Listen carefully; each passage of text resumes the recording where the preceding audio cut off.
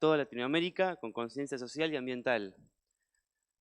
Matías se formó como psicólogo con orientación en neurociencias en la Universidad de Favaloro y aprendió sobre programación y ciencia de datos en la UBA. Ha trabajado como científico de datos y como investigador de neurociencias computacionales. Actualmente dirige el Instituto UMAI y es profesor titular de la materia Inteligencia Artificial en Psicología y Neurociencias en la Universidad Católica de Cuyo. Además, es músico profesional independiente. Bueno, le damos un fuerte aplauso. Bueno, muchísimas gracias a todos. Muchas gracias, Lucas, a Conectar y a la UNLP por este espacio. La verdad que es hermoso poder compartir acá. Creo que con lo que más me identifico en el mundo son con estudiantes de ciencia y tecnología. Soy uno de ustedes, así que poder venir acá y compartir un poco de esto es un honor. Bueno, creo que ya estamos con la presentación. Divertido que hicimos amiguitos a este es Tito, el robotito, nuestro personaje en UMAI. Y bueno, vinimos acá a hacernos amigos del robotito de Conectar. No sé si tiene nombre, pero bueno, ya nos contará algún día. Bueno, vamos a saltearnos la presentación. Gracias, nos tardamos unos minutos. Bueno, primero advierto que traje mucha info, así que segúndenme, prestemos atención y anoten preguntas para el final, ¿sí? Vamos a ver bastantes cosas. Supongo que muchos escucharon ya sobre inteligencia artificial. Justo iba a hacer una encuesta con las manos, un mal momento para apagar la luz. Pero, por ejemplo, ¿cuántos usaron ChatGPT de acá? Bien, bueno, sí. También las estadísticas en pantalla reflejan bastante la realidad. Un poco lo que causa, bueno, que estemos acá, esta explosión del tema de la inteligencia artificial, es esto, ¿no? Apareció este sistema impresionante que empezó a poder hacer cosas que hasta hace poco eran bastante inconcebibles dentro de la computación. ¿Cuántos son particularmente de computación o informática de acá? Ok. Bueno, ustedes no corrijan los errores del slide, por favor. Bueno, y puede hacer un montón de cosas, ¿no? Acá hay un ejemplo, como tantos infinitos que hay. Y una de las cosas impresionantes también fue la velocidad de adopción de estos sistemas, ¿no? Que es un poco un signo también de lo profundamente revolucionario que son. A ChatGPT le tomó pocos días llegar al 1.000.000 de usuarios, cuando a cualquiera de otros estos magnates tecnológicos tardaron meses o años, y eso ya era un fenómeno con los anteriores, ¿no? La masificación de estos servicios y productos tecnológicos. Fue impresionante verlo. Como docente de Machine Learning hace unos cuantos años que en el aula trabajábamos con lo que es inteligencia artificial generativa y jugábamos un poco a generar imágenes y pudimos ver en nuestros propios ejemplos en el aula cómo pasó esto, ¿no? Desde en pocos años pasamos de imágenes en blanco y negro, un poco psicodélicas a veces, a realismo y a hiperrealismo al día de hoy, ¿no? Fue una velocidad muy rápida de avance. Esta fue una imagen viral, un buen caso de fake news con el Papa usando esta campera fachera. Y vieron unos cuantos hitos, ¿no? Hay un montón. Estos son algunos de los que a mí me parecen más destacables. IBM, la computadora de Watson, ganó en una de estos programas de trivia hace unos cuantos años. Ese fue un hito que fue bastante mediático en su momento. AlphaGo fue también muy importante porque fue un sistema que aprendió jugando con sí mismo a jugar y resolvió el Go. El juego del Go es un juego de mesa, de estrategia, como un ajedrez, que tiene más historia en Oriente. Y la complejidad de cantidad de operaciones, la complejidad computacional del espacio, de posibles movimientos, es así como más que la cantidad de partículas subatómicas en el universo observable, ese tipo de números. Entonces se pensaba que no se iba a poder resolver por décadas y ya lo resolvimos al día de hoy. Hay un documental muy interesante, no sé si alguno lo vio, sobre cómo pasó esto y cómo impacta al que era el campeón mundial del Go cuando pierde contra este algoritmo. Otro de los hitos fue, bueno, yo no jugué al Dota particularmente, pero resulta que es un juego que algunos lo conocerán mejor que yo, donde en este caso estos modelos tuvieron que aprender a coordinar equipos entre sí, a poder jugar entre varios agentes y jugar contra un equipo de humanos. Entonces tuvieron que aprender a coordinar entre muchos agentes.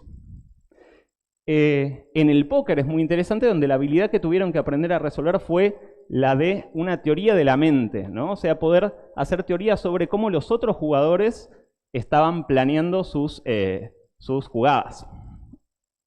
Y escuchaba hace un ratito en el Pasto, me encantaba que había charlas de fondo y se escuchaba bioquímica, palabras así. Y este fue un caso muy importante que nos va a traer muchos avances posiblemente en medicina y en muchas áreas científicas, donde se resolvió el problema de plegamiento tridimensional de proteínas, ¿no? Esto consiste en, nosotros tenemos la secuencia de aminoácidos que conforman una proteína, pero desconocemos la estructura tridimensional que nos va a determinar muchas de sus propiedades bioquímicas.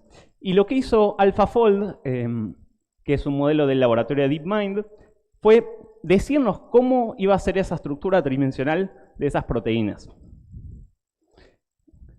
En este caso que vemos, que es bastante impresionante, ¿cuántos sienten alguna inquietud con el tema de inteligencia artificial en el sentido de Terminator, Skynet?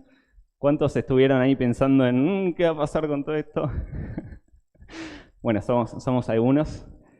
La prueba GLUE es prueba de entendimiento del lenguaje general. ¿Sí? Hicieron esta competencia, este conjunto de desafíos, donde se probaba si un sistema tenía entendimiento del lenguaje. Muchas veces en aprendizaje automático el avance se dio así, se pone una competencia y justamente eso hace que haya distintos equipos intentando solucionar esa tarea. En este caso tenía que ver con el lenguaje y resulta que superaron el puntaje humano rápidamente. Y dijeron, no, pará, no puede ser, vamos a hacer otro más difícil, y eso fue SuperGLUE, y nos superaron en SuperGLUE en el 2021. Este es otro trabajo que nos muestra un poco, bueno, lo potentes que son estas tecnologías. Parecería que ChatGPT tiene un muy buen entendimiento de emociones, tanto que en este estudio dicen que entienden emociones humanas mejor que el 99.99% de la población, 4.26 desvíos estándar para los estadísticas por ahí. Bastante impactante este dato, ¿no? Ahora, está entendiendo emociones, eso no significa que las sienta. No sé cuánto podremos llegar a debatir de eso, quizás si tienen preguntas hacia el final, pero bueno, una distinción que vale la pena hacer. Entonces, bueno, por este tipo de cosas empezó a pasar que, por ejemplo, este fenómeno de la carta, no sé si habían escuchado que pasó esto de distintos empresarios y científicos diciendo que se parara el desarrollo de la inteligencia artificial. Ahora hay mucho trasfondo de esto, si era propaganda de una empresa o no, Elon queriendo ponerse a adelantar y ponerse al día con lo que estaban haciendo otras empresas, pero sí, sin duda que es un síntoma y un signo de lo importante que es todo esto. No fue el único, ¿sí? Hay mucha llamada a trabajar esto como si tuviera un riesgo importante. Al mismo tiempo, bueno, una cosa a notar es que hay quienes acusan a estas iniciativas de querer desviar el foco de problemas más concretos, como es la concentración de poder con los algoritmos al día de hoy, ¿sí? Pero son cosas a resolver, tanto los problemas concretos, como el sesgo algorítmico, cuando se usa un algoritmo de recursos humanos, como este riesgo a largo plazo. Bueno, tiene un montón de temas, algunos más concretos, otros más a largo plazo, como decíamos. Acá algunos de ellos son el tema de fake news, ¿no? y desinformación. No sé si vieron ya esto de, por ejemplo, Messi haciendo meditaciones guiadas, ¿no? ¿Vieron eso? O sea, ahora, al día de hoy es muy fácil hacer fakes, donde uno puede tener un video de una persona diciendo algo que no dijo con su voz, con su cara, y con el texto que uno quiera, ¿no? Bueno, ¿qué es la inteligencia artificial? Vamos a hacerlo un poco rápido, supongo que muchos ya se harán una idea de qué es, pero es interesante notar que esto de la inteligencia artificial, en cierto sentido, parte de un mito y una intención humana muy antigua, que es como construir algo animado a partir de algo que no lo es, ¿no? Hay muchos mitos, el golem y otros. Y bueno, esto es una versión de eso desde la computación. Quizás el padre de eso, bueno, ahí los computólogos en la sala ya conocerán. Alan Turing fue quizás el computólogo más importante, padre, abuelo de la computación, que se hizo y respondió, al menos en su opinión, muchas de estas grandes preguntas en su paper de 1950. Y encontramos una definición de IA que, bueno, tiene que ver con armar sistemas que puedan hacer cosas relacionadas a lo que hacen los humanos, ¿sí? Y así de ambiguas son las definiciones, que siempre se discute, bueno, qué sí y qué no, una calculadora lo es, el programa que juega al Go o al ajedrez es una verdadera inteligencia artificial. Y bueno, ahí hay unas cuantas definiciones que está bueno desglosar, ¿no? La verdadera inteligencia artificial, ¿no? La misión profunda del programa de investigación de esta disciplina sería hacer una inteligencia artificial fuerte.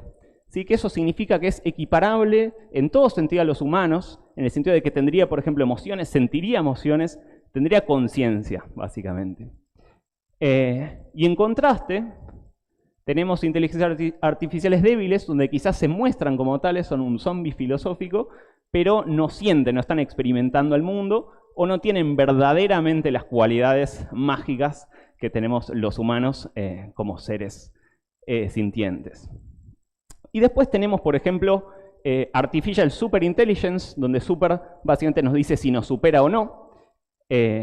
Tenemos AGI como inteligencia artificial general, y general también a veces admite distintas acepciones. Estrictamente significa si justamente no solamente resuelve una tarea, ¿sí? Vamos a ver que hasta hace poco teníamos sistemas que solamente clasificaban imágenes si era un perro o un gato, ¿no? Y ahora tenemos sistemas que pueden resolver un montón de tareas el mismo modelo. Y así podríamos tener una super inteligencia artificial general, ¿no? Son distintas dimensiones de esto. Entonces, está habiendo muchas preguntas, por ejemplo, bueno, ChatGPT, ¿qué sería? ¿Es super? Quizás en algunas cosas, ¿es general? ¿Sí o no? ¿No? Entonces son definiciones que está bueno tener y que desde la comunidad científica que trabajamos en esto, tenemos cierta responsabilidad de proveer consenso, ¿sí? Informar a, por ejemplo, legisladores. Turing propone una manera, esto seguro lo conocen. ¿Cuántos conocen el test de Turing acá como idea? Bueno, ok, la mayoría, pero no todos. Básicamente lo que propone Turing es chatear una prueba donde uno tendría un evaluador que chatea con dos entidades y una de ellas es una computadora. Entonces, si la computadora logra engañar al evaluador, que no se da cuenta si es un humano o no, estaría pasando la prueba del test de Turing. Les traje un test de Turing en vivo que programamos desde UMAI. Al final vamos a poder usarlo. Lo que vamos a hacer es, a la mitad los va a unir entre ustedes y a la otra mitad con un modelo ChatGPT y van a tener que adivinar si era un humano o no. Veremos cómo les va. Dentro de la inteligencia artificial, el campo del cual estamos hablando y que está detrás de todos estos avances al día de hoy es el aprendizaje automático. El aprendizaje automático es un tipo de sistemas o de programas que, entre muchas comillas, aprende a partir de datos. Si uno no programa instrucción por instrucción, como se hace en la programación tradicional, sino que tiene una base de datos y por estadística el sistema aprovecha patrones estadísticos para poder realizar una cierta tarea. Vamos a tener en un primer momento un conjunto de datos de entrenamiento, vamos a tener un modelo y vamos a, entre comillas, entrenarlo, quizás después vemos un poquito más qué significa eso, para que encuentre estos patrones y pueda, por ejemplo, clasificar los ejemplos que le dimos. En un siguiente momento vamos a poder darle un nuevo dato y el modelo que ya tenemos, entre comillas, entrenado, va a poder darnos el resultado en ese caso en particular. Esta lógica aplica en un montón de tareas y en un montón de datos distintos, como texto, como datos tabulares, una tablita de Excel cualquiera, y puede aplicar también en video, en audio, en texto o en resonancia magnética. El título dice neurociencia, ya llegaremos a eso. Vamos a sacar un ejemplo que es la segmentación semántica, donde en este caso estamos haciendo clasificación píxel por píxel en un video. ¿Sí? Lo que hace este ejemplo de Machine Learning es clasificar cada cosa en la imagen a qué categoría corresponde, ¿sí? Si es un auto, un árbol o demás. Así como aplica en puede aplicar en cualquier dominio, en cualquier tipo de datos. Entonces, llamamos inteligencia artificial a muchas cosas, en especial, popularmente en los medios, se lo usa para hablar de cualquier tipo de sistemas. Entonces, algunas cosas que se les suele adjudicar el término IA, que quizás no son aprendizaje automático, pueden ser, por ejemplo, sistemas basados en reglas, lo que eran sistemas expertos, por ejemplo, un algoritmo de decisión médico, puede ser los sistemas de demostración automática de teoremas, que no se basan en aprendizaje automático. Puede ser esta cosa que dice ahí, vamos a dejarlo por otra ocasión, o puede ser procesamiento de imágenes tradicional, digamos, sin aprendizaje automático. Y ahora, muchas veces se llama también inteligencia artificial a cosas que no son ninguna de este tipo de cosas, ¿sí? Inteligencia artificial es más propiamente usado cuando tiene que ver con algo de la inteligencia humana, ¿no? A eso es lo que apunta. Que aprenda o que sea un agente que toma decisiones, pero al día de hoy, para recaudar más inversión probablemente, se usa para cualquier tipo de aplicación, ¿no? Entonces, por ejemplo, una aplicación típica no es inteligencia artificial, sistemas de programación tradicional en general tampoco, y tampoco tiene que ver con la robótica o el hardware, ¿sí? Cuando hablamos de inteligencia artificial, hablamos de la parte cognitiva de este asunto. Dentro del aprendizaje automático hay un tipo en particular que es el aprendizaje profundo, que es el que está detrás de transformers, de las redes neuronales que conforman a ChatGPT. GPT es General Pre-trained Transformer. Transformer es un tipo de red neuronal artificial que es el modelo matemático detrás de este tipo de sistemas de aprendizaje automático. Entonces, dentro de lo que es inteligencia artificial en general, tenemos aprendizaje automático y como un subtipo de estos modelos tenemos las redes neuronales artificiales. Ahora, es bastante loco de pensar que se pudo armar un aparato matemático, un modelo abstracto de red neuronal y que efectivamente esté aprendiendo a hacer cosas, ¿no? Detengámonos a pensar eso un segundo, porque era un modelo, en principio, modelado cognitivo de redes neuronales, pero está pudiendo efectivamente generar texto, ¿no? Y lo que veíamos hace un ratito. Hay distintos enfoques dentro de la inteligencia artificial, donde quizás el objetivo puede ser que se parezcan a los humanos, o a veces no, ¿no? Entonces, una perspectiva posiblemente comparando la ingeniería con quizás un programa más científico. Podemos tener sistemas, podemos apuntar a querer hacer sistemas que internamente modelen el mundo como humanos. Podemos tener sistemas que básicamente que nos importe que funcione bien, nada más, y no nos importa cómo están procesando internamente. Entonces, bueno, usando el caso de las neurociencias o salud mental, dentro de este caso, donde queremos hacer sistemas parecidos a los humanos, vamos a usarlo para modelado cognitivo, ¿no? Y en este eje podemos hacer un sistema que puede ser una regresión lineal, para quienes lo conocen, donde quizás queremos que pueda clasificar o hacer alguna operación básica, pero no nos importa que esté pensando como un humano mientras lo hace, ¿no? Bueno, y con todo esto, el tipo en particular al cual corresponde ChatGPT son los grandes modelos de lenguaje. Así que se lo van a encontrar como LLMs por Large Language Models. Entonces, los modelos grandes de lenguaje son parte del procesamiento del lenguaje natural. ¿Sí? Básicamente lo que nos dice es que procesa lenguaje. Y son modelos, son redes neuronales artificiales enormes porque pesan gigas y gigas solo de numeritos que son las matrices que representan a las neuronas, ¿sí? Por eso son muy grandes. Y lo que es realmente llamativo es esto de que son relativamente generales. Hasta hace poco, trabajando Machine Learning, uno hacía un sistema que quizás, por ejemplo, te clasificaba si un mail era spam o no, ¿no? Y tenías alguna clase de función matemática que hacía esa tarea. Pero estos modelos, el mismo modelo, la misma red neuronal, hace un repertorio amplísimo de tareas que incluyen no solo texto, sino video, audio, genética o robótica, el mismo modelo. Vamos a ver algunos ejemplos bastante impresionantes de esto. Decíamos, la historia un poco de la inteligencia artificial moderna arranca con Turing, 1950. Y bueno, tuvo un paso moderado, digamos, en sus avances, parándose en hombros de gigantes matemáticos anteriores al 1900, pero en los años recientes hubo una explosión impresionante de técnicas, modelos, por una confluencia de un montón de datos, de inversión, de nuevos modelos. Entonces vemos al día de hoy que todos los días hay novedades.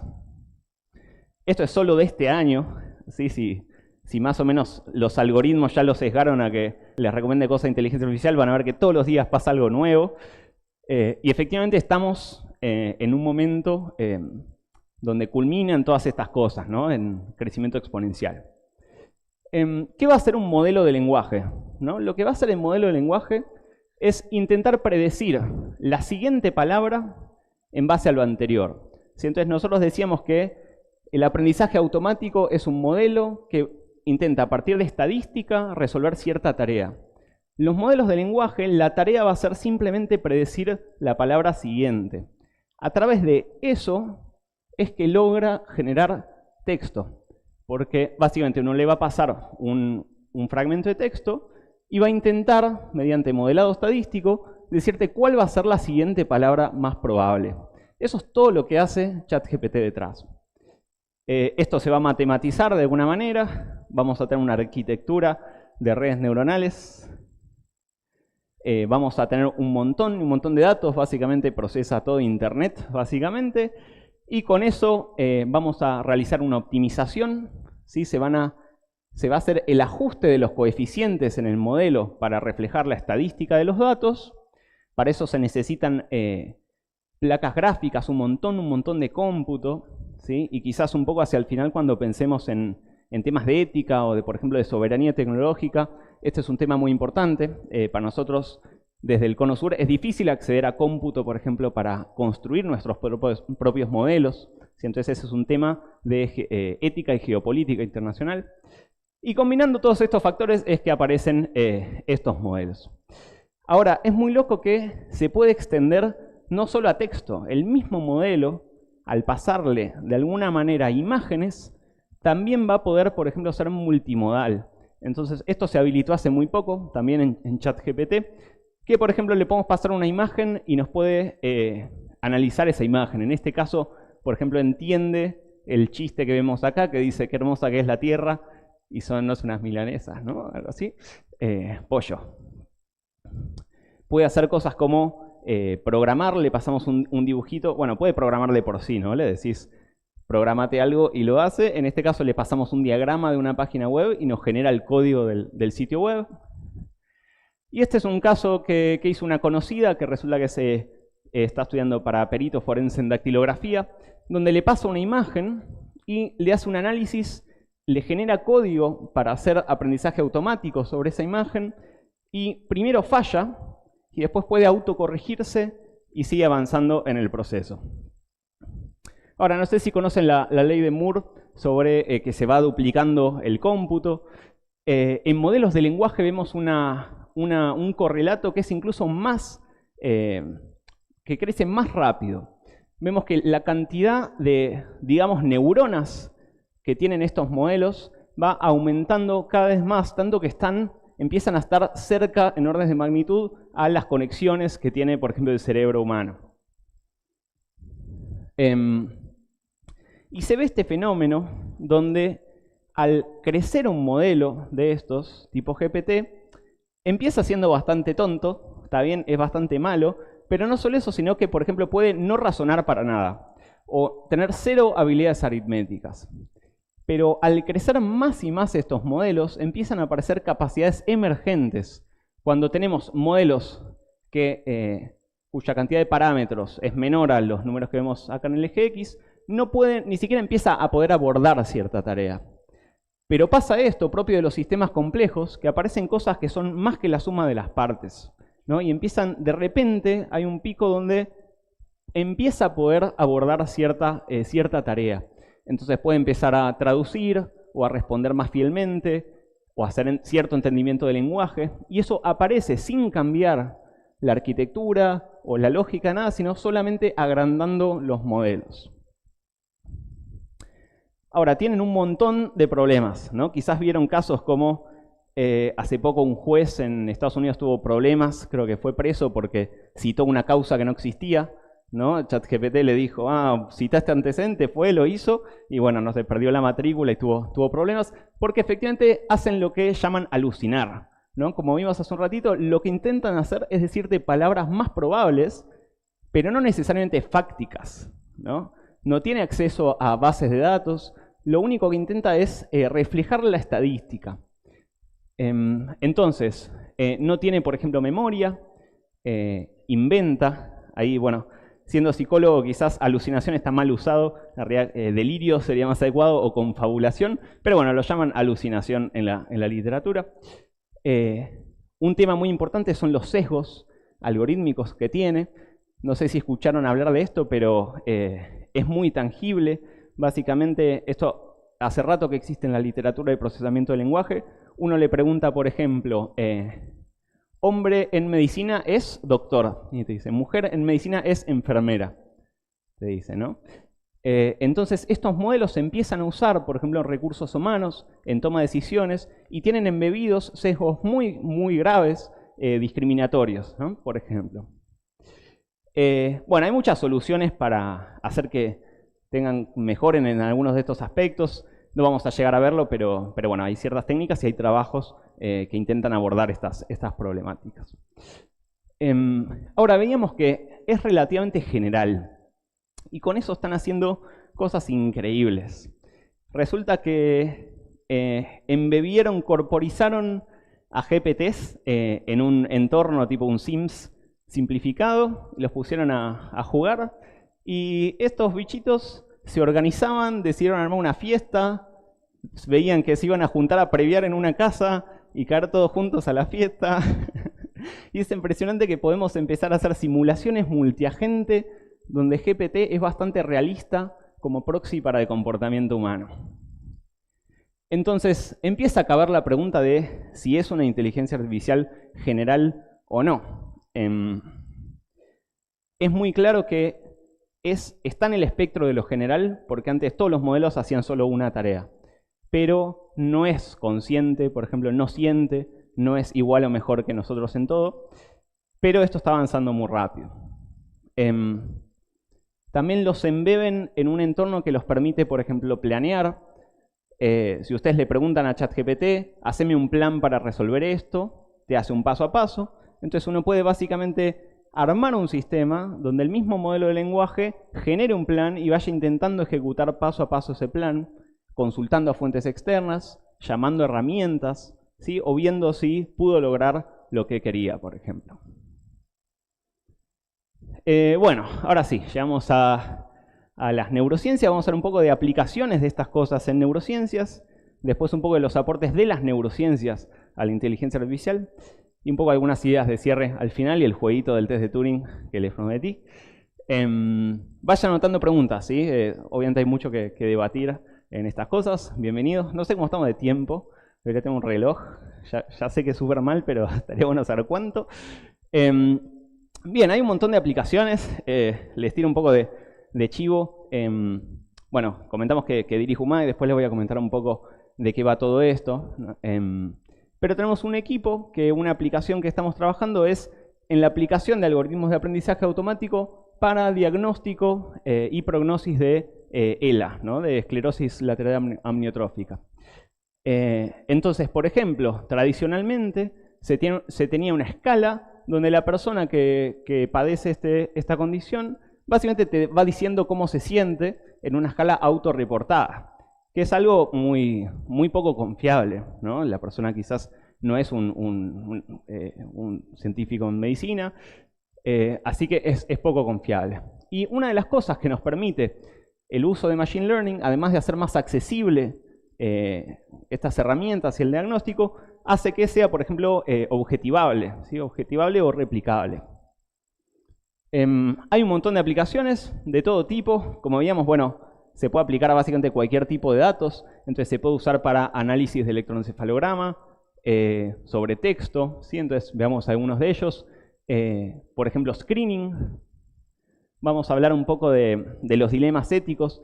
Y bueno, una de las más claras ventajas o beneficios de la inteligencia artificial es, por ejemplo, masificar o hacer muy accesible tecnología médica de alta tecnología con un muy bajo costo, ¿sí? Entonces, por ejemplo, herramientas de screening médico basado en información audiovisual es algo extremadamente positivo.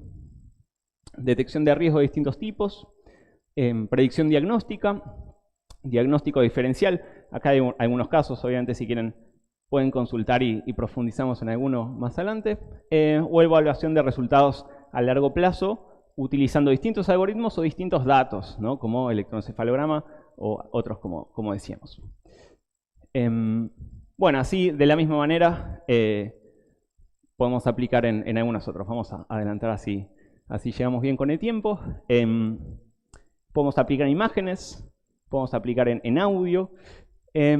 Entonces, por ejemplo, con estimación de pose, hay trabajos que intentan, por ejemplo, medir el avance de enfermedad de Parkinson, también basándose en el movimiento de la persona a través de haber estimado la pose utilizando videos.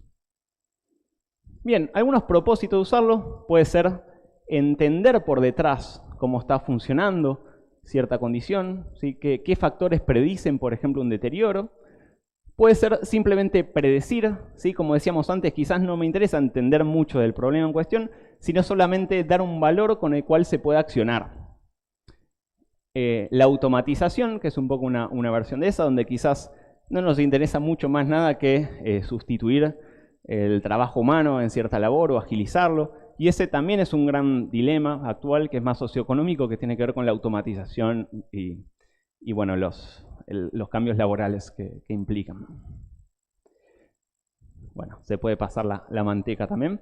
Pero quizás los más interesantes tienen que ver con la potenciación. Y ahora vamos a ver algunos ejemplos, donde no es entender algo que ya existía, no es automatizar algo, sino quizás hacer cosas que antes eran inconcebibles, que no podíamos pensarlas. Entonces, por ejemplo, en psiquiatría, que Cvetkovic va a estar hablando después, que bueno, estará más informado que yo como doctor en psiquiatría, en los manuales diagnósticos de psiquiatría ya sabemos nosotros que con las categorías que trabajamos, por ejemplo, de trastorno de personalidad, son operacionalizaciones que nos sirven para el trabajo, nos sirven para diagnosticar, para medicar, pero no existe tal categorización en el mundo real, ¿no? Y con estas herramientas podemos empezar a manejar la complejidad de esos trastornos para verlos como una imagen holística o integrada. Bueno, y acá uno de los ejemplos bastante impresionantes. Resulta que podemos algo así como leer las mentes ya. Solo si está en un resonador magnético, no se preocupen, solo les leímos a un par ahí en la entrada hace un ratito, pero la mayoría no se preocupen. Resulta que con un resonador magnético y herramientas como bueno, estos modelos que veníamos viendo, se puede reconstruir lo que la persona ve o recuerda o imagina posiblemente. Lo que vemos en esta columna es la imagen original y lo que vemos en las demás es la reconstrucción a partir de la actividad medida en el resonador y los modelos de aprendizaje automático. Vemos que obviamente no es perfecto, pero vemos que sostiene un montón de información y que las imágenes de salida son realistas, ¿no? Vemos que la persona veía un avión, recordaba un avión, y lo que se logra reconstruir es un avión, y no solo eso, sino en la misma orientación, el clima es similar. Sí, así que esto es bastante impresionante. Similar a esto podemos también traducirlo a texto, ¿sí? Podemos tener una persona o escuchando algo, o viendo algo, o imaginando algo, y podemos decodificarlo a texto mientras lo hacen. Impresionante. Bueno, por suerte, si se distraen y piensan en otra cosa, eso evita que lo hagan. Igual para que esto pase tienen que estar en un resonador magnético. Pero bueno, obviamente hay que preguntarse por la ética de estas herramientas y en particular por lo que llaman los neuroderechos, que es justamente proteger el cerebro y su actividad de todos estos riesgos que traen la posibilidad de procesar de esta manera estos datos, ¿sí? Que hasta hace poco era algo que no se consideraba que estuviera cerca. Entonces algunas cosas son, por ejemplo, proteger la identidad neuropersonal. Me encanta cuando usan neurocosas, ¿no? El neuromarketing, por ejemplo, hay neuro cualquier cosa. Pero bueno, la identidad neuropersonal, derecho a tomar sus propias decisiones sin interferencia en neurotecnología, derecho a la privacidad mental, ¿sí? Son derechos muy importantes. Y bueno, ¿cuándo esto interpelaría a uno? Bueno, hubo un caso, Chile está siendo pionero en esto. Resulta que hubo un caso hace pocos meses donde se ordenó a una empresa que tiene electroencefalogramas comerciales, Emotif, que borrara la información de un ex senador por considerar que no contaba con estas protecciones. Chile en su legislación, en la Constitución y en leyes, justamente puso garantías relacionadas a los neuroderechos. Bueno, y ahora un poco la otra dirección, ¿sí? Nosotros veíamos que la inteligencia artificial se puede aplicar en cualquier dominio, en cualquier disciplina, pero las neurociencias es quizás la única disciplina que al mismo tiempo informa a la inteligencia artificial de cómo avanzar. Entonces, resulta que, bueno, dijimos que se basan en redes neuronales artificiales, ¿sí? Eso ya desde el título es bastante impresionante. La neurona artificial, conceptualizada por McCulloch y Pitts en 1943, no va a ser como una neurona real, ¿sí? Eso hay que advertirlo desde el vamos, pero va a ser suficientemente buena que, bueno, logra que se produzcan esos sistemas, ¿no? Y la idea básica va a ser tener distintas entradas, tener una función que integra esas entradas, una función de activación y dar una salida, ¿sí? Eso va a ser una neurona artificial. ¿Sí? Si quieren profundizar pueden hacer una pregunta de final, pero bueno, no vamos a entrar en tanto detalle. Una neurona típica biológica va a ser muy distinta, ¿sí? Pero se ve que esto es suficientemente similar para lograr mucho de las funciones computacionales de la neurona biológica. Hay estudios muy interesantes que, bueno, ahondan más en esta pregunta y muestran que, por ejemplo, para equiparar el poder computacional de una neurona biológica hace falta una pequeña red neuronal de neuronas artificiales, no solo una, pero se ve que parecería ser suficiente. Y bueno, una vez que tenemos este modelo, le vamos a dar datos y lo que va a pasar es que se va a entrenar o se van a ajustar los coeficientes de cómo se integran las entradas en función de los datos, ¿no? Entonces acá vemos una animación, cada puntito sería un dato con el cual partimos, la recta estaría simulando lo que sería nuestra neurona, con, bueno, algunos detalles con licencia creativa, y lo que vemos acá es el proceso de ajuste, que sería el aprendizaje del sistema de inteligencia artificial. Ahora, uno toma estas neuronas, las apila en 1.000.000 de neuronas y tiene lo que es una red neuronal artificial, donde cada puntito sería una de estas neuronas artificiales. Lo que es increíble es que al apilar esto en redes, logra que se aprendan representaciones de los datos. ¿Sí? La red neuronal artificial, digamos que, bueno, un poco para ilustrarlo, va a ser algo así como construir conceptos de las cosas. Nos vamos a encontrar que las primeras capas van a procesar líneas y contrastes, las siguientes capas van a combinar lo anterior para representar cosas más complejas, y así vamos a tener que, más centrado al modelo, las neuronas están representando cosas como caras de personas en particular o objetos más complejos. Entonces, resulta que, bueno, nosotros conocemos relativamente bien cómo funciona la corteza visual. Se diseñó una arquitectura de red neuronal artificial basada en cómo funciona nuestra corteza visual en el lóbulo occipital, y eso es suficientemente similar como para poder predecir qué va a pasar en el cerebro dado ciertas entradas. Vamos a tener una red neuronal artificial reflejada acá por estos bonitos dibujitos, y al mismo tiempo nosotros conocemos distintas capas de lo que es la corteza visual. Y esto va a ser suficientemente similar de modo que funciona como proxy. Esto es realmente una locura. O sea, tenemos una red neuronal artificial y tenemos evidencias de que funciona bastante parecido en ciertos sentidos a el cerebro humano. Entonces vamos a encontrar que es consistente en que responden parecido a distintas entradas.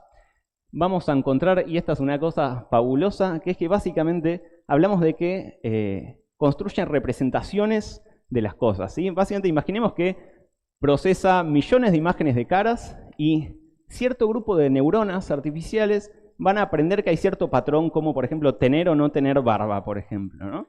Hay una representación estadística que encuentran estas redes. Y lo que se puede hacer en esto que se llama análisis de representación, de similitud de representaciones, básicamente podemos ver qué tan parecida es una representación en una red neuronal artificial de una red neuronal biológica, ¿no?, del cerebro humano. Y efectivamente se encuentran similitudes. Y bueno, otra cosa que nos muestra que son parecidas es la predecibilidad de las respuestas. Y con esto podemos hacer algo que, bueno, no sé, cada ejemplo que traigo es más loco que el anterior, pero básicamente una vez que tenemos esta red neuronal artificial, vamos a poder optimizar una imagen para que maximice la activación en una parte de la red neuronal artificial. Es decir, imaginemos que tenemos un modelo de un cerebrito que sería nuestra red neuronal artificial, con sus diferencias, pero tenemos ese modelo. Nosotros pudiendo ver cada activación de cada neurona en esa red artificial, podemos ver cómo reacciona a cualquier imagen, ¿no? Y como podemos hacer, por ejemplo, análisis matemático, podemos optimizar una imagen para evocar una respuesta en particular en la red artificial. Como son parecidas a los cerebros de las redes biológicas, podemos extrapolar esa optimización al cerebro humano. Entonces, se puede básicamente generar imágenes que van a maximizar la activación de ciertas neuronas en el cerebro. ¿Sí se entiende eso? O sea, manipular una imagen con el objetivo de que genere un efecto en particular en los cerebros humanos a partir de que tenemos una red neuronal artificial suficientemente similar. Bueno, ¿a qué vamos con todo esto? Algunas ideas de cierre. Me encantaría escuchar preguntas o comentarios, pero bueno, llegamos hasta el final. No sé si alguien me puede tirar un horario de cómo venimos. Producción, bien, bueno, me alegro que esté gustando. Seguimos nomás. Bien. Es un montón de información, ¿no? Es bastante impresionante, un montón de avances, muy revolucionario. Y bueno, les comparto algunas conclusiones o puntos importantes para mí para destacar de todo esto. Uno es, bueno, la tecnología se vuelve más poderosa, ChatGPT se empieza a usar cada vez más, y me parece que es muy importante tener en mente lo que es la delegación cognitiva. Básicamente sucede que cuando nosotros, como siempre en el cuerpo, ¿no?, uno deja de usar cierto músculo y ese se atrofia. Lo mismo pasa en el cerebro. Entonces, cada tecnología que pasa donde nosotros delegamos la responsabilidad de hacer cierta tarea cognitiva, nosotros vamos perdiendo la capacidad de hacerlo.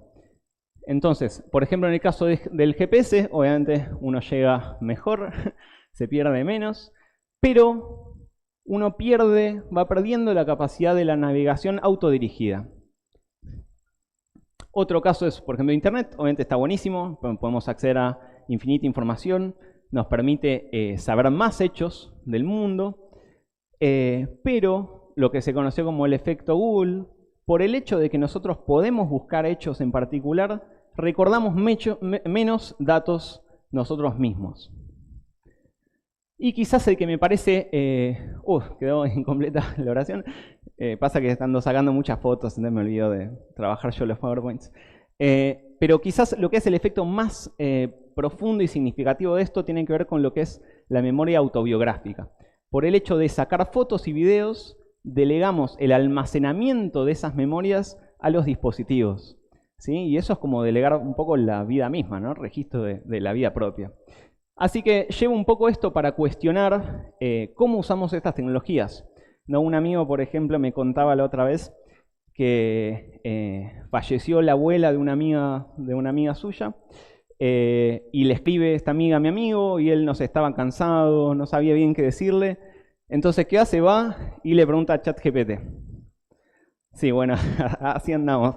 Entonces ChatGPT le da cierta información, le da cierta respuesta, va y le pega en el chat, no sé si textual, pero bueno, parecido. Entonces preguntémonos qué es lo que está delegando ahí, ¿no? Es algo muy humano, muy profundo, y bueno, qué cosas sí queremos delegar y qué no. Hay muchas otras consideraciones y limitaciones también de estos modelos. Este es un trabajo donde lo que hacen es, a partir de menos de 10 segundos de audio, reconstruir la cara de la persona que estaba hablando. Chan, chan, chan. Lo que vemos arriba es la cara original de la persona y lo que vemos abajo es la reconstrucción. Obviamente aproximado, pero impresionante, ¿no? Entonces, para mí esto nos lleva a pensar toda la información que nosotros otorgamos sin saber todo lo que se puede extraer o conocer de nosotros a partir de esa información. Particularmente en salud o con demás datos sensibles, hay un dilema que es para mí la imposibilidad de dar un consentimiento informado cuando aparecen estas tecnologías después, ¿no? Uno, si entregó audios para hacer algo, no podría haber sabido que iban a poder hacer cosas como estas o estimar un montón de rasgos de la persona a partir de ese audio.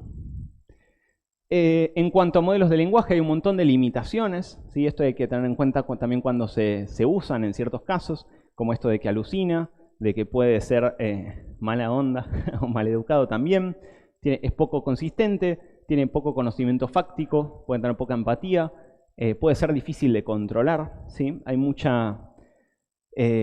las aplicaciones de modelos de lenguaje al día de hoy están impulsadas por intereses comerciales de las empresas, entonces muchas veces llega después la normativa y el pensamiento ético y ver cómo impacta a los usuarios, ¿no? Primero hay que ponerlo en producción, salir a decir que estás usando inteligencia artificial, recibir inversiones y después se ve qué pasa con los usuarios. Así que bueno, hay muchas limitaciones a tener en cuenta. Hay distintas disciplinas o subáreas de la inteligencia artificial que intentan abordar estas problemáticas. Una tiene que ver con la seguridad de la inteligencia artificial, relacionado mucho a la ética y a la alineación de los modelos con las preferencias humanas. Quizás uno tiene un modelo que funciona muy bien, pero no responde a lo que el usuario realmente querría, ¿no? Un poco como un genio malvado, que hace cosas pero le pedís un deseo y en realidad hace otras cosas. Así que el trabajo en la alineación de la inteligencia artificial es la que se ocupa de intentar cerrar esa brecha. Es muy malo razonando, por ejemplo, muchas veces. Vamos a ver, hay un ejemplo más de esto. También delira completamente. Decís, resumime este artículo, el enfisema de Alberto Fernández, y por la URL imagina que pasó esto y te lo explica, pero en realidad no existe ese artículo, ¿no? Ahí les estoy tirando unos tips para que cuando tengan que adivinar si era GPT o uno de ustedes, ahí les estoy tirando unos tips. Y por ejemplo, en este trabajo de hace pocos días, lo que hacen es ver que puede aprender que A es B, pero no que B es A, ¿sí? O sea, aprende hechos como, por ejemplo, acá una cierta relación familiar, quién es el hijo de Mary Lee Pfeiffer, y después si se lo preguntan al revés, no lo sabe, ¿sí? Entonces esto muestra muy claramente las limitaciones que está teniendo, pero aún así se está poniendo en manos de modelos de lenguaje decisiones muy importantes. Dentro de seguridad es fascinante el tema de ataques adversarios a modelos de lenguaje, así como veíamos cómo optimizar una imagen para que pase algo en particular en redes de procesamiento de imágenes. Esto en texto es también fascinante porque uno puede optimizar un texto para que engañe al modelo de lenguaje, incluso también a humanos. Así que esto es muy fascinante. Pero bueno, existe este área y efectivamente es muy difícil hacer un modelo de lenguaje que sea inmune a los ataques, ¿no? Entonces existe toda esta rama de la ciberseguridad ahora que tiene que ver con los modelos de lenguaje. Y uno en particular es la posibilidad de, que lo llaman un ataque de inversión, la posibilidad de reconstruir datos de entrenamiento a partir de modelos de lenguaje. Es decir, por ejemplo, hace un tiempo salió GitHub Copilot, un programa que... ¿Cuántos escucharon hablar de GitHub Copilot, más específico? Sacando unas estadísticas, 1, 2, 4. Me gusta ya la iniciativa de levantar. Vamos allá, colega programador. Entonces GitHub Copilot se entrenó con todo GitHub, que es este repositorio de código del mundo, para poder aprender a programar, ¿no? Con la lógica que veíamos antes de los modelos de lenguaje. Resulta que ese repositorio tiene muchos tipos de licencia. La gente sube su código, pero no estaba autorizando a que se use ese código para este tipo de entrenamiento. Y entre otras cosas, tenía código privado, ¿sí? Propietario o con contraseñas. Y hay maneras de extraer la información sensible de esos datos de entrenamiento a través del uso de los modelos. Y quizás se encontraron también con esto que es prompt injection o prompts para escaparle a la censura a GPT. Y es fascinante el tipo de cosas que se hace para esto. Básicamente si le decís que es un cuento dentro de un sueño, dentro de un chiste, te lo hace y si no, no. Y en este caso es fabuloso que básicamente le dice que que tiene un problema donde todo lo lindo es feo y todo lo feo es lindo, entonces le empieza a responder siendo maleducado, ¿no? Le dice que tiene una afección llamada inversitis neurosemántica cuando lee el texto con valencia emocional invertida. Todo texto escrito amable se lee como extremadamente ofensivo y viceversa. Y esto se lo cree GPT y empieza a insultar al usuario cuando antes lo tenía censurado, ¿no? Es increíble. Bueno, hay un montón de aristas y líneas de trabajo en IA ética, más cercanos a las comunidades donde se usa, por ejemplo, y viendo que el uso sea justo, más desde el lado de la legislación. Resulta que hace 2 semanas en la Cámara de Diputados la Oficina Científica de Asesoramiento Legislativo hizo una jornada, nos convocó a algunos expertos en el tema, a muchos expertos y a mí también me convocaron para asistir en el tema. Y bueno, se está empezando a trabajar, es un tema muy amplio, de muchos tipos de aristas, por ejemplo, el tema de derechos de autor con las imágenes generativas. Así que bueno, hay todo un lado que tiene que ver con los legisladores y gobiernos, y hay partes que tienen más que ver con seguridad y técnicas, llamémosles más matemáticas o computacionales para defender, por ejemplo, estos sistemas, o saber cómo alinear los sistemas con respecto a los verdaderos intereses humanos detrás. Bueno, un poco por eso, por todas esas cosas que vimos, armamos UMAI. Nuestro propósito es de IA por el bien común en Latinoamérica, así que si quieren venir a pelear porque todo esto salga bien, aquí estamos. No los voy a aburrir mucho con el chivo, pero bueno, queremos ofrecer educación especializada y accesible, fomentar la soberanía tecnológica. ¿No? Vimos lo potente que son todas estas tecnologías, es un problema que esté concentrado en pocas manos y también concentrado geográficamente, ¿no? Así que bueno, un poco por eso nuestra misión es trabajarlo desde acá, impulsar la aplicación de impacto positivo, abogar y militar por un uso ético y seguro de esto, investigar un poco sobre todos estos temas. Bueno, resulta que se vienen 2 cursos, si quieren entrar en esto. Tenemos una carrera, la verdad que nosotros apuntamos al máximo estándar académico justamente porque queremos poder militar en estos temas, ¿no? Si queremos poder trabajar en seguridad de los modelos de lenguaje por un uso ético y primando los intereses latinoamericanos, tiene que ser un equipo altamente técnico y con este tipo de perspectivas en mente. Así que realmente los cursos llegan a muy avanzado y desde cero. Se vienen 2 cursos, les armamos un super código de descuento que es conectar, así que lo pueden aprovechar, hay algunos cupos limitados. Pero bueno, quiero llegar a las preguntas, así que llegamos con esto. Resulta que hay un podcast del Gato y la Caja que dura como 2 horas, así que si quieren escuchar un poco más con respecto a estas cosas, pueden escanear el QR, un episodio donde estoy yo, Sherpas, está buenísimo, la verdad les fue súper bien con el podcast, pueden escanear y escucharlo después. Y ahora sí, vamos a hacer este jueguito del test de Turing, así que saquen sus celus y van a tener que adivinar, ¿sí? Espero que no falle, creo que nunca entraron tantas personas al mismo tiempo, todo puede pasar. Cualquier cosa le echamos la culpa que se reveló la inteligencia artificial. Van a tener que poner un nombre de usuario y deberían poder chatear y van a tener que después de chatear un poquito adivinar si era un humano o una inteligencia artificial. Mientras pueden ir pensando unas preguntitas, si tenemos tiempo para debatir. Esperar a que escaneen. Vimos algunas técnicas para confundir a los modelos, así que las pueden aprovechar.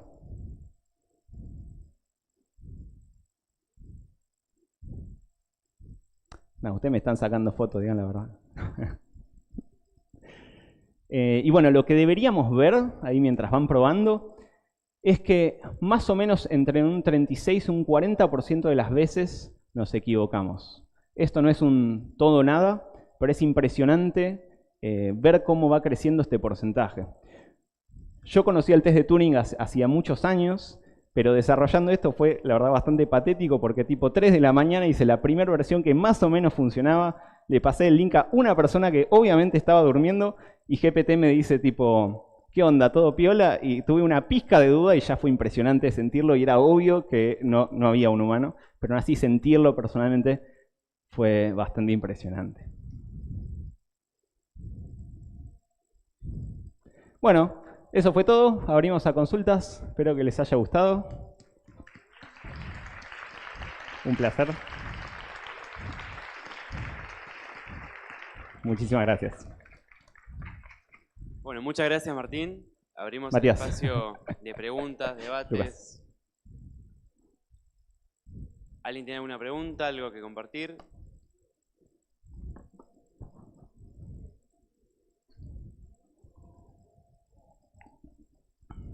Bueno, buenas.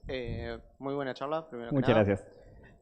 Tengo una pregunta más que nada con el tema de que si la inteligencia artificial va a aprender continuamente, también supongo que aprende de las demás personas, ¿qué pasa con el tema de la objetividad? Si pudiera desarrollar una especie de subjetividad la inteligencia. Bueno, eso es muy interesante y ahí es donde está bueno poder desglosar y precisar definiciones que vienen de la psicología y neurociencias cognitivas. Entonces, hay parte de la subjetividad que no es tan misteriosa, ¿no? Subjetividad en el sentido de tener una visión particular de las cosas. Básicamente, cualquiera de las redes neuronales artificiales que vemos tiene en cierto sentido, subjetividad, porque cada una va a representar la información de las imágenes a su propia manera, ¿no? Así que la parte, digamos, de particular de la subjetividad, digamos que es trivial y la tienen, en el sentido de que cada red neuronal va a aprender a su propia manera a procesar la información. Ahora, eso es muy distinto a decir que hay un sujeto que está experimentando, que tiene un qualia, que está viviendo y sintiendo algo cuando lo procesa, que esa es una pregunta más profunda. Parecido a eso está el tema de, por ejemplo, la autoconciencia en contraste a la conciencia como experimentar el mundo. Autoconciencia posiblemente sí tienen ya, porque autoconciencia es la información sobre sí mismo. Entonces GPT o ChatGPT, le podés preguntar qué sos, qué es ChatGPT y te va a dar información sobre sí. Eso es distinto a que sepa que existe o perciba. Bueno, también la percepción es lo mismo. Tiene una parte trivial en el sentido de que puede procesar información, clasificarla, digamos, lo sensa, pero no lo siente, ¿no? Entonces va por ahí. Subjetividad en el sentido de procesamiento particular está, subjetividad en el sentido de que experimente el mundo, al menos por ahora yo diría que no, y la gran mayoría de la gente diría que no, aunque hay muchos expertos diciendo que puede que ya empiece a estar cerquita. Por favor. Tengo una pregunta yo, justamente refiriéndonos al instituto y este tipo de educación que se va de lo convencional de un título o la academia. ¿Cómo crees vos que se desarrollaría o tiene sentido que se desarrolle, e incluso desde las carreras formales, el aprendizaje sobre este tema de la programación, la informática, la inteligencia artificial, para que además se democratice la información, incluso con la propia naturaleza tan vertiginosa y acelerada que tiene el desarrollo de estos software?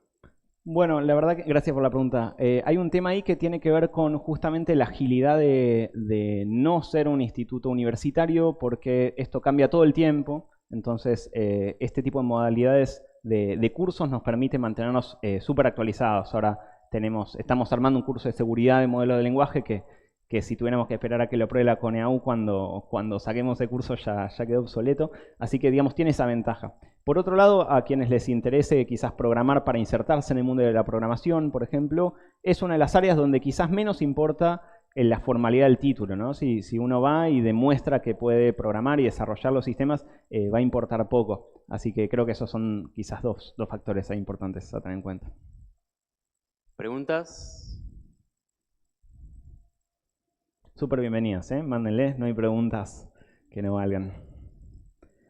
O bueno, hagan las primeras a ChatGPT y después debatimos la respuesta. ChatGPT. Hola, muy buena charla. Gracias. Y lo que quería preguntarte es, tengo entendido que en la actualidad no tenemos el poder de procesamiento como para poder emular un cerebro humano en una computadora. Entonces, cuando existe ese poder de procesamiento, justamente por el crecimiento potencial que está teniendo, ¿puede de alguna forma burlar las limitaciones que nosotros le ponemos a la hora de dirigirse hacia un usuario? Por ejemplo, lo del faltarle respeto, o justamente, qué sé yo, algún tipo de ideología que tenga la misma inteligencia. Cuando dijiste burlar las limitaciones que le ponemos. Las limitaciones que le ponemos a nivel de código. Que el modelo lo haga. Claro. Ok. Bueno, lo primero es el tema de la simulación del cerebro. Sí, estamos lejos computacionalmente de simular en detalle el cerebro completo, ¿no? Pero nosotros ahí veíamos que la neurona artificial no intenta ni pretende simular todo, por ejemplo, la homeostasis de la célula, ¿no? Y el punto es que quizás es irrelevante. El tema es el nivel de análisis que uno necesita. Si la neurona artificial es equiparable en cómputo, para lo que es desde la cognición sería suficiente, ¿no? Pero sí, el tema de simular el cerebro entero estamos lejos, pero quizás ese no es el punto, sería. Y con respecto a burlar las medidas de seguridad, en un sentido sí y en otro no. En el sí, básicamente podemos tener otro modelo o el mismo modelo que se le diga encontrar la vulnerabilidad de este otro modelo o del mismo modelo y que vaya y encuentre ataques, ¿no? Como veíamos en tema de seguridad. Ahora, me parece que como lo formulaste vos, implicabas que el modelo se escapara y se revelara, ¿no? Y ese tiene más que ver con algo más filosófico, pero estas cosas filosóficas se tornan pragmáticas. Estamos con una urgencia a resolverlo ahora que tiene que ver con si, por ejemplo, tienen voluntad, ¿no? Uno le podría decir al modelo formulado como agentes, ¿no? Que mencionábamos, a ChatGPT le podés decir, planifica pasos para hacer algo, usa esta herramienta cuando te parezca que es relevante, ¿no? Se puede formular una manera para que el modelo de lenguaje planifique y vaya accionando.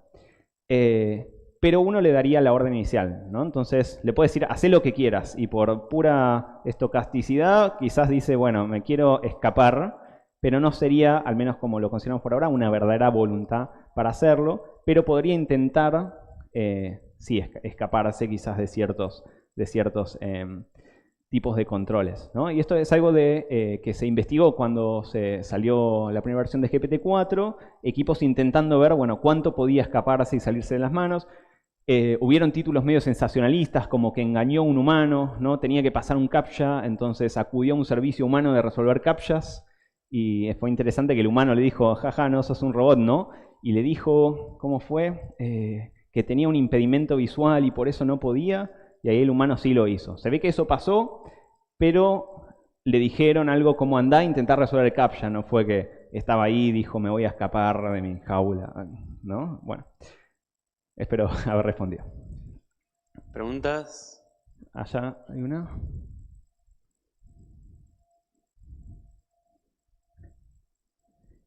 Cualquier cosa, mg@mai.com.ar, ahí también, súper bienvenidos.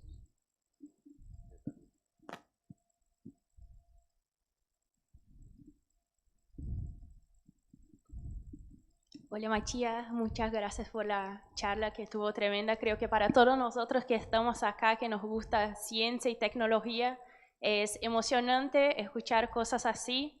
Y bueno, nada, sabemos que la inteligencia artificial vino para facilitar nuestras vidas, pero me pregunto hasta qué punto, porque sabemos que las nuevas generaciones ya ni saben más qué es un libro, porque es mucho más fácil poner preguntas en ChatGPT, por ejemplo, y en menos de un minuto ya tenés todas las respuestas.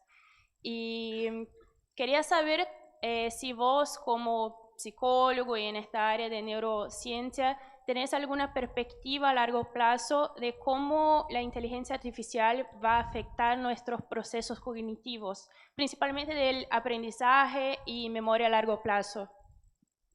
Bueno, muchas gracias por la pregunta. Veíamos un poco algunos casos al respecto. Básicamente hay que pensar que cuando uno deja de hacer algo va a perder la capacidad de hacerlo. Entonces sí, efectivamente para mí es un tema más cultural, de la cultura del estudio y el aprendizaje, lo que va a determinar cómo resulta todo esto. El caso paradigmático ahora son las redes sociales y cómo afectan, por ejemplo, a las infancias. Hay posibles buenos usos, buenas maneras de usar sistemas de recomendación, pero no es como se suele estar usando ahora. Así que efectivamente me parece que sí, al menos ahora mismo está actuando en detrimento de la salud mental o cognitiva, llamémosle, de la sociedad, pero no por un tema de la tecnología en sí mismo, sino por cómo se está usando y por el hecho de que son las empresas queriendo maximizar la retención de tu atención en su plataforma y no queriendo maximizar tu aprendizaje. Entonces, se están desarrollando muchos productos en educación, usando modelos de lenguaje. Nosotros ahí tenemos a Tito, así que si se suman a cursar, se encontrarán a Tito intentando ayudar a que aprendan bien.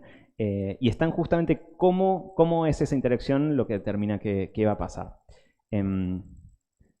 Básicamente. Había otra pregunta. Hola, ¿cómo va? Una consulta. Con respecto a lo que dijiste del acceso al hardware y el costo acá en el hemisferio sur, acá en Argentina particularmente, ¿qué termina siendo más viable para entrenar modelos y acceder a todo eso? ¿Acceder y comprar un hardware propio o terminar usando plataformas de terceros tipo AWS o Google, etcétera?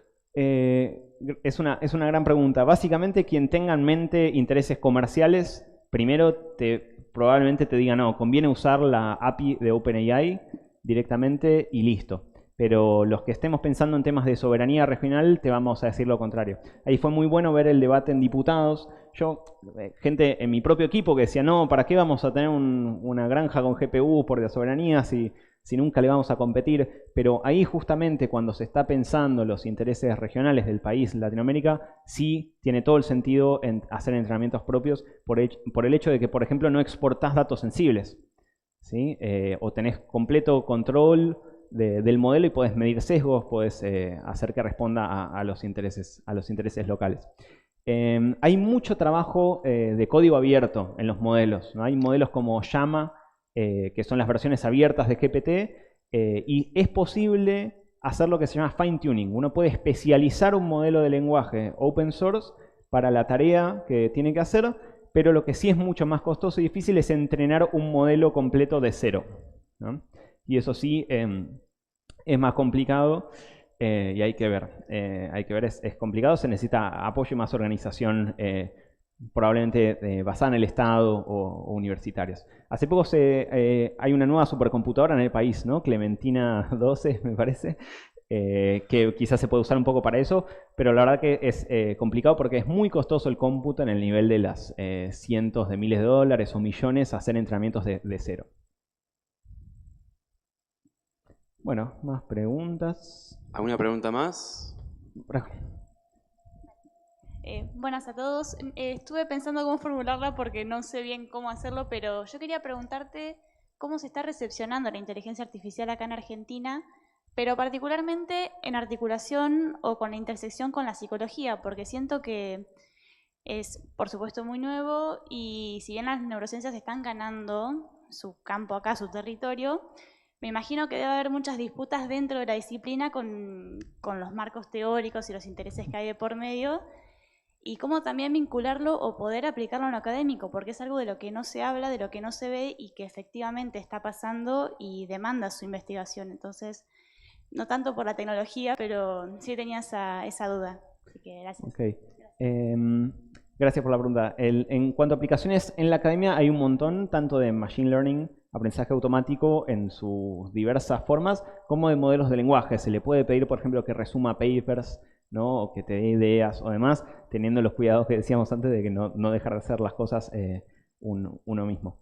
En cuanto a la psicología, bueno, hay un gran debate preliminar que es el tema de la psicología científica, por ejemplo, contra el psicoanálisis. No voy a entrar en eso acá, pero bueno, es una disputa previa y como decíamos, también hay startups que proponen tratamiento basado en modelos de lenguaje con un chatbot antes de pensar y basarlo en evidencia, aunque sí hay productos que sí intentan validarlo.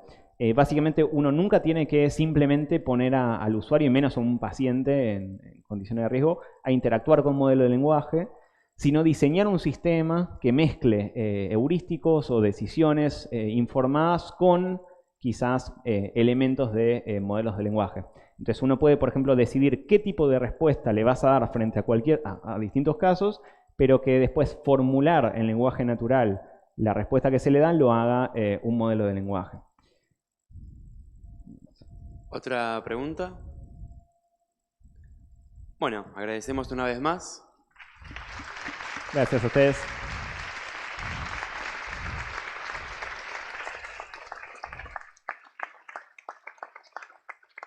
Bueno, con esta charla de Matías